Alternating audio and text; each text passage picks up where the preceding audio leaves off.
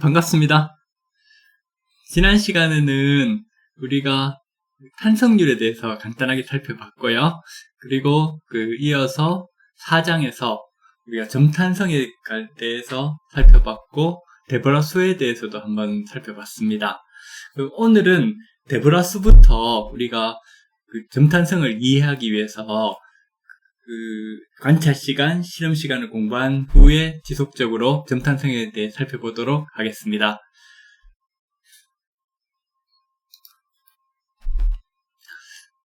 지난 시간에 언급했듯이 우리가 이런 젤리라든지 아니면 두부, 그 다음에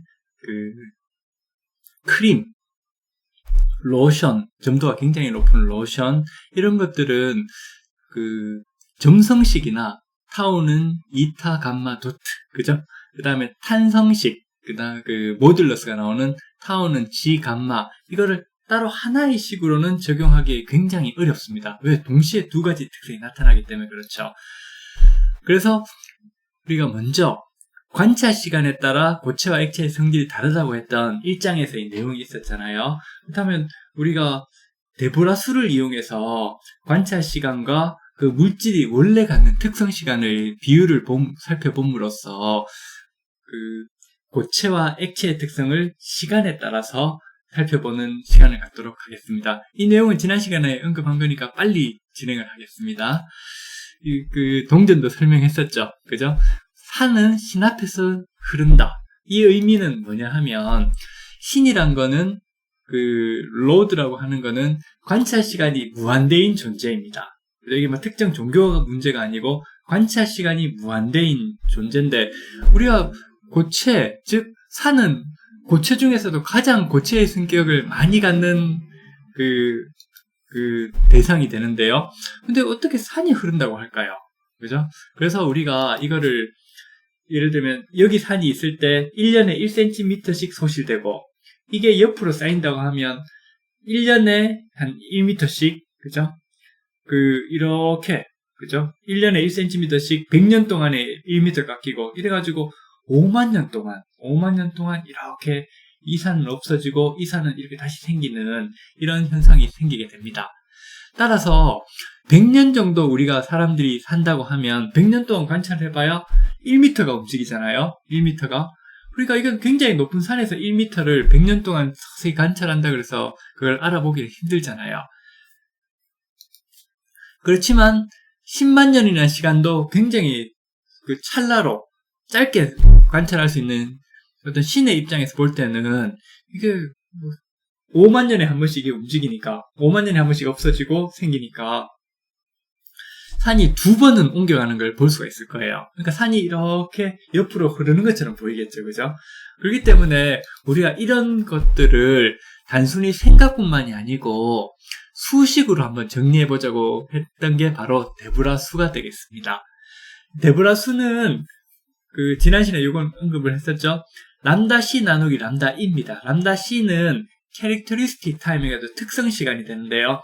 특성 시간이란 거는 어떤 물질이 외부에서 어떤 응력이나 힘을 받을 때 이 힘을 소산시키는 거, 흩어버려서 없어질 때까지 걸리는 시간을 말합니다. 근데 탄성체 같은 경우는 힘을 받아서 스프링 같은 경우는 늘어나 있으면 그 시간 동안 계속해서 힘을 저장하고, 받은 힘을 저장하고 있기 때문에 여기서 특성 시간은 무한대가 됩니다. 그리고 순수한 점성체의 경우는 힘을 받자마자 그대로 없어져 버리기 때문에 여기서 특성 시간은 0에 가까워집니다. 그래서 일반적으로 이 특성 시간이 작다는 거는 점성의 특성이 강한 거고요. 특성 시간이 크다는 거는 탄성의 성질이 강한 거죠. 그리고 앞에서 우리가 관찰했듯이 짧은 시간으로 관찰하면 잘 움직이지 않는 고체의 특성이 강해지는 반면에 오랜 시간을 관찰하면 액체로서의 특성을 많이 파악할 수 있게 되죠. 그렇기 때문에 우리가 이런 특성 시간을 관찰 시간을 나눈 값을 데보라수라고 한다면, 특성 시간이 커질수록 관찰 시간이 짧아질수록 고체의 특성이 강해지기 때문에 데보라수는 커지게 됩니다. 반면에 액체로서의 점성이 커질 경우는 특성 시간이 작아지고 관찰 시간은 커지기 때문에 데보라 수는 작아지게 됩니다. 그렇기 때문에 데보라 수를 일반적으로 보통 1을 기준으로 데보라 수가 1보다 크면 탄성이 더 크게 나타나게 되고 1보다 작은 경우에는 점성이 더 크게 나타나게 됩니다. 그래서 특정 관찰 시간에서 데보라 수를 계산해 보면 이게 고체의 특성이 강하구나, 액체로서의 특성이 강하구나 하는 것을 우리가 알 수 있게 됩니다.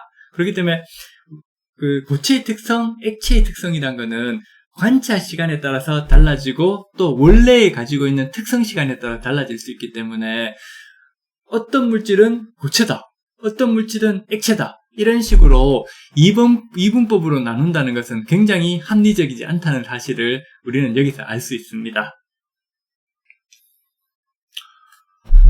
이 데보라 수는 여러분들이 꼭 외워두시면 좋겠습니다. 그죠? 이 내용은 꼭 기억하도록 합시다. 그죠? 탄성이 커질수록 데보라 수의 분자항은 특성 시간이 커지고, 그죠? 점성이 큰 상태에서는 데보라 수가 작게 나타나는데, 데보라 수가 1 부근의 값을 가지면 액체와 고체의 특성이 비슷하게 나타나는 전형적인 점탄성 특성을 나타내게 됩니다. 자, 앞에 예에서 사람의 경우 관찰 시간은 100년이라고 그랬잖아요. 그 다음에 산의 특성 시간은 산이 여기서 일로 옮겨져 가는 데까지 걸리는 시간이라고 가정한다면 5만 년이 되겠죠.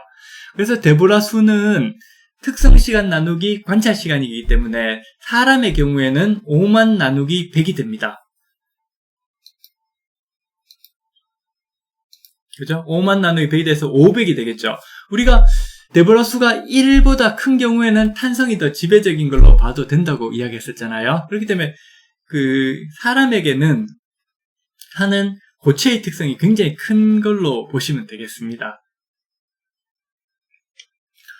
반면에 관찰 시간이 10만 년이라고 할 경우에 신의 경우에는 5만 나누기 10만, 즉 0.5가 됩니다.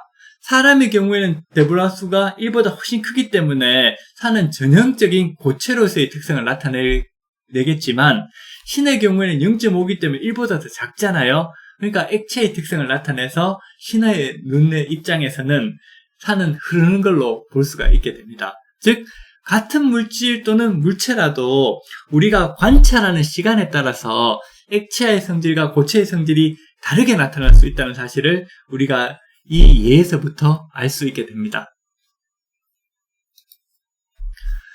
자, 이런 방식으로 물질 자체의 특성 시간도 중요하지만 우리가 관찰하는 시간에 따라서도 고체의 특성과 액체의 특성이 다르게 나타날 수 있다는 사실을 데보라 수에서 알 수 있습니다.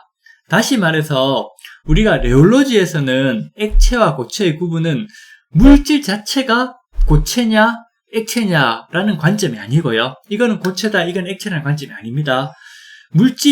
어떤 특정 물질이 고체의 거동을 나타내느냐, 그죠? 고체의 특성을 나타내는지, 아니면 액체의 거동을 나타내는지, 그죠? 액체의 거동, 액체의 특성을 나타내는지, 이런 관점에서 구분해야 된다는 점에 주의해야 합니다. 자, 다음번에는 우리가 흔히 물은 액체라고 생각하잖아요. 이번에는 반대로 물이 관찰 시간이 굉장히 짧아질 경우에 어떤 특성을 나타내는지를 한번 살펴보도록 하겠습니다. 자, 흔히 액체로만 생각하는 물의 특성 시간은 10의 마이너스 12승초 정도 됩니다. 그러니까 굉장히 뉴턴 유체, 엄밀한 의미에서 뉴턴 유체의 특성 시간은 0이 되겠죠. 그렇지만 실제로 대부분의 0이 되는 유체는 거의 없으니까 10의 마이너스 12승초 정도 되더라도 굉장히 작은 값을 나타내게 됩니다. 물이 탄성체처럼 거동할 수 있는 조건에 대해서 데보라 수를 참조해서 한번 설명해 보시오. 이게 문제인데요. 자, 데보라 수가 1보다 큰 경우에는 탄성이 지배적이 된다 그랬잖아요. 그렇기 때문에 관찰 시간이 특성 시간 나누기 관찰 시간을 한 게 1보다 크기 위해서는 관찰 시간이 10의 마이너스 12승초보다 더 작아지면 되겠죠. 그러면 데보라 수가 1보다 커지게 되니까, 그죠? 그래서 물의 특성 시간이 10-12승초이기 때문에 예를 들어서 어떤 실험 시간이나 관찰 시간이 10-15승초, 즉 그 관찰 시간이 특성 시간보다 1000분의 1배 정도 더 작을 경우, 1000배부터 작게 될 경우에는 우리가 데보라수를 계산해보면 10-12승, 즉 특성 시간을 10-15승, 관찰 시간을 나누게 된다면 데보라수는 1000이 됩니다. 1000이. 그렇기 때문에 1000이 되기 때문에 이게 1보다 크기 때문에 물도 탄성체처럼 행동하는 거예요. 그러니까 예를 들어서 물이 보통 일반적인 조건에서는 벽에 부딪히거나 이렇게 확 부어버리면 이렇게 막 퍼지잖아요. 튀잖아요, 물이. 그죠? 막 물처럼 이렇게 막 튀어버리는데 굉장히 짧은 관찰 시간, 실험 시간 하에서는 고무공처럼, 탄성체처럼 이렇게 튀게 됩니다. 튀어나오게 됩니다. 즉, 우리가 물도 흔히 생각할 때 물은 완전히 액체라고 생각하지만 실제로 굉장히 짧은 실험 시간에서는 이게 탄성체처럼 행동할 수도 있게 됩니다. 즉 정리를 하면 물은 액체이다 라고 단정 짓는 거는 레올로지 관점에서는 정확한 표현이 아닙니다. 그래서 관찰 시간에 따라 고체의 거동을 우수하게 나타낼 수도 있고 액체의 거동을 우수하게 나타낼 수도 있기 때문입니다. 그죠? 앞으로 액체의 거동이란 거는 점성을 나타내게 되고요. 고체의 거동은 탄성을 나타낸다는 점에서 우리가 앞으로 모든 물질들, 우리가 현실에서 만나는 모든 물질들은 고체의 특성과 액체의 특성을 동시에 나타내기 때문에 점탄성체라고 부르게 됩니다. 이제 지금부터 우리 점탄성체의 특성을 측정하고 정량화하는 방법에 대해서 살펴보도록 하겠습니다. 선형 점탄성이라고 하는데요. 선형 점탄성이란 거는 일단 우리가 선형이라는 의미는 리니어하다는 의미거든요. 그러니까 어떤 선형 미분 방정식의 조건을 충족한다고 생각하면 되는데 이 말은 조금 어려우니까 그냥 약간의 비례관계 이런 식으로 생각하시면 큰 무리는 없습니다. 즉 우리가 비례관계라고 하는 거는 미분 방정식 중에서 가장 간단한 형태가 뭐냐면 타우는 이타 감마 도트, 그죠? 타우는 지 감마, 이게 미분 방정식에서 가장 간단한 형태예요. 그러니까 이게 1차 방정식처럼 나타나게 되잖아요. 이런 식으로 예를 들면 점도의 경우에는 면찰 속도와 면찰 능력이 비례관계가 되잖아요. 또 탄성의 경우, 모듈러스의 경우에 또 면찰 변형률에 따라서 면찰 능력이 또 비례관계가 되잖아요. 이런 식으로 나타나는 액체의 특성과 고체의 특성을 표현하는 말을 선형이라고 생각하시면 됩니다. 그 다음에 비선형이라고 하는 거는 이제 조금 다른 의미인데요. 여기서는 이런 비례관계가 성립이 안 되게 되는 조건이 있어요. 비례관계가 나타나지 않게 되는 이유가 뭐냐 하면 여기서는 수직응력이 관여를 하게 돼요. 그래서 선형점탄성에서는 수직응력이나 이런 게 관여 없이 굉장히 비례관계가 잘 형성되는 점성은 타우는 이타 감마 도트, 탄성은 타우는 지 감마 식에 의해서 표현될 수 있는 그런 유체의 현상, 이런 것들을 선형 점탄성이라고 생각하시면 됩니다. 쉽게 말해서 선형 점탄성이라고 표현할 때는 점성은 타우는 이타 감마 도트, 탄성은 타우는 지 감마, 이런 식으로 표현할 수 있다고 생각하시면 될 것 같습니다.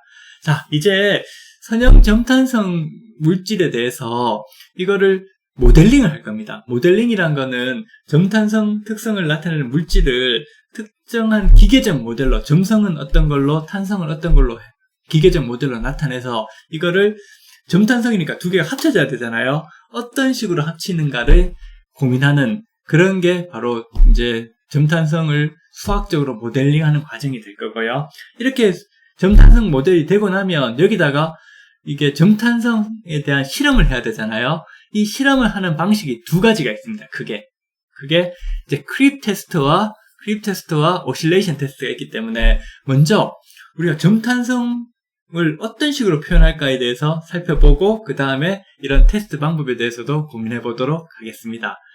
자, 먼저 탄성과 점성을 각각 따로따로 한번 모델링을 해보도록 하겠습니다. 자, 탄성을 수식하기 위한 기계적 요소로서는 지금까지 많이 봤었죠. 스프링이 되겠습니다. 스프링입니다. 이 스프링이 이제 우리가 그 수직 응력을 주기 때문에 조금 헷갈릴 수가 있는데, 이걸 수직 면찰이라는 개념을 떠나서요, 단지 탄성의 의미, 이걸 직관적으로 설명해 줄 수 있는 그런 모델로서 우리가 스프링을 탄성의 기계적 요소로서 선택을 한 겁니다. 그죠? 스프링을 우리는 탄성이, 이제 어떤 물질에서 탄성을 표현할 때는 무조건 스프링으로 표현해 주면 됩니다. 그 다음에 점성을 수식하기 위한 기계적 요소로는 우리가 데시팟이라는 게 있습니다. 데시팟은 뭐냐면 실린더와 피스톤이 있잖아요. 실린더와 피스톤이 있는데 거기 안에 액체로 차 있는 거예요. 그래서 어떤 갑작스런 충격적인 운동을 굉장히 완화해주는 장치가 됩니다. 그래서 이 데시팟의 특성이 뭐냐면, 데시팟에 힘을 주면 힘을 주는 시간 동안 일정하게 움직여요. 응력의 힘에 따르는 일정한 속도로 움직이게 됩니다. 스프링은 힘을 주면 딱 변형처럼 힘을 주는 순간 딱 일정한 거리로 움직이고, 그 다음에 그 힘을 받는 동안 멈춰 있다가 힘을 빼면 되돌아가는 그런 변형을 쉽게 나타낼 수 있잖아요.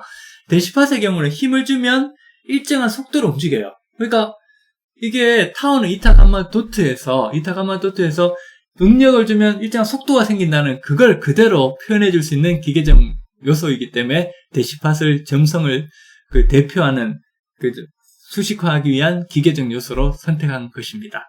이해가 되시죠? 자, 그러면 우리가 일단 점성은 데시팟, 탄성은 스프링, 이런 식으로 기계적 요소를 정했기 때문에 이제는 우리는 4장에서부터는 점탄성 모델을 만들어야 되잖아요. 모든 물질은 점성과 탄성을 동시에 나타내기 때문에 어떤 물질의 점성과 탄성을 설명하기 위해서 점성은 데시팟, 탄성은 스프링이라는 기계적 요소를 만들었잖아요. 만들었다기보다 정했잖아요. 그렇기 때문에 이 물질이 나타낸 점탄성 특성은 이 기계적 요소, 탄성과 점성을 직렬로 연결하는 방식에 따라 달라져요. 먼저 직렬로 연결할 수 있겠죠. 데시팟과 스프링을 직렬로 연결할 수 있고, 하나는 두 개를 병렬로 연결할 수 있어요. 그래서 먼저 직렬로 연결한 모델을 뭐라고 부르냐면 맥스웰 모델이라고 불러요. 맥스웰 모델. 자, 그래서 이제 예를 들면 스프링과 데시팟을 직렬로 연결한 모델을 맥스웰 모델이라고 부릅니다. 자, 그러면 우리가 여기서 헷갈리면 안 되는 게요, 탄성을 나타내는 물질, 그죠? 앞에서 우리가 봤다시피 탄성을 나타내는 물질은 예를 들어서 스프링도 있을 수 있고, 그죠? 그 다음에 화장품 중에서도 카보모 농도가 굉장히 높은 경우는 완전 탄성체처럼 성질을 나타내잖아요. 그러면 이거의 자체는 카보모 고분자 물질이에요. 물하고 섞여 있는 물에 분산되어 있는. 그런데 이거의 점탄성 특징을 나타낼 때, 탄성을 나타낼 때는 그걸 스프링으로 표현해 준다는 거예요. 그러니까 스프링이 카보모 용액은 아니잖아요. 그죠? 그러니까 우리가 바라보는 앞에서 봤었던 두부, 그 다음에 크림, 액정, 그죠? 리퀴드 크리스탈 같은 액정, 이런 다른 여러 가지 물질들이 있는데, 이 물질은 다 나름대로 어떤 성상이나 그런 걸 가지지만, 우리가 관심을 갖는 건 점성과 탄성이기 때문에, 점성과 탄성만을 고려할 때는 그 물질을 스프링과 데시팟으로 바꿔서 표현해주는 거예요. 그죠? 그게 바로 모델링이에요. 그래서 이제 맥스웰 모델 같은 경우에는 이제 스프링과 데시팟을 그대로 직렬했을 때 생성되는 모델이 되고요. 그 다음에 데시팟과 스프링을 병렬로 연결해주는 모델을 켈빈 보이트 모델이라고 불러요. 그죠? 켈빈 보이트 켈빈 모델, 켈빈 보이트 모델이라고 하는데요. 이렇게 이제 스프링과 데시팟이 병렬로 연결했을 때 또 어떤 점탄성 특성을 나타내는, 그죠? 일정한 패턴의 점탄성 패턴을 나타내게 돼요. 그 다음에 또 어떤 게 있냐면, 이제 버거 모델이라 그래가지고요. 버거 모델이라 그래서 스프링과 데시팟을 점탄성을 병렬로 연결한 것과 스프링과 데시팟을 직렬로 연결한 거를 두 개를 다시 직렬로 연결하는 거예요. 이거를 이제 버거 모델이라고 하는데, 이외에도 뭐 스프링이 몇 개 더 들어가거나 데시팟이 들어가거나 굉장히 복잡한 모델을 만들 수도 있겠지만, 제가 지금까지 실험을 해본 결과로는 일반적으로 버거 모델을 이용할 경우 앞에 이제 일정 부분 켈빈 보이트 모델이 맞는 경우도 있어요. 켈빈 보이트 모델 같은 경우에도 이제 특정한 뭐죠? 켈빈 보이트 모델이 맞출 수 있는 거는 수도 플라스틱 유체 같은 경우 일정 부분 맞출 수가 있고요. 대부분의 수도 플라스틱이나 수도 플라스틱 말고 우리가 만나는 크림이라든지, 그죠? 뭐 점탄성 물질, 점성과 탄성을 동시에 보여주는 물질들은 대부분 다 이 버거 모델로 다 설명이 돼요. 그렇기 때문에 우리가 뭐 더 복잡한 모델을 다 고민을 할 수도 있겠지만, 여기서는 버거 모델을 이해하면 충분합니다. 버거 모델이 우리가 만나는 대부분의 화장품들의 점탄성 특성을 잘 설명해 줄 수가 있기 때문이에요. 그죠? 그래서 오늘은 우리가 버거 모델에 대해서 살펴봤었는데요. 버거 모델이 아니죠. 이제